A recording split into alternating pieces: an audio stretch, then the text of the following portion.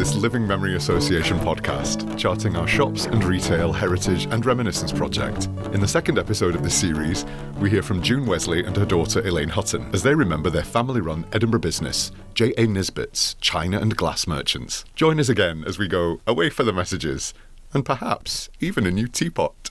I understand it started in the late 1800s, and it was the shop was where Woolworths used to be, and the name of that shop was Jenkinson's, which I understand was the retail outlet for Edinburgh and Leith Flint Glassworks, which turned into Edinburgh Crystal. I understand that my grandfather, who I never met because he died before I was born, he was the manager, and then he took over the business, and they went into George Street, and then they traded there. My uncle George Nisbet and my aunt Ella Nisbet ran the shop after my grandfather had died. My father, who was a mining engineer, joined after the general strike. He went into the shop as well. And my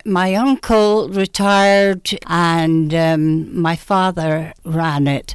My aunt died young in 1939, and I went into the shop in 1968, I think it was, along with my father. But my father retired, and so I ran the business after that. And we were in George Street, but then we moved to the lease was due up on the shop, so we moved to Rose Street, but just for a short time, only about 2 or 3 years, because British Home Stores wanted to take these premises, so they gave us something towards the lease, and then we moved to George IV Bridge.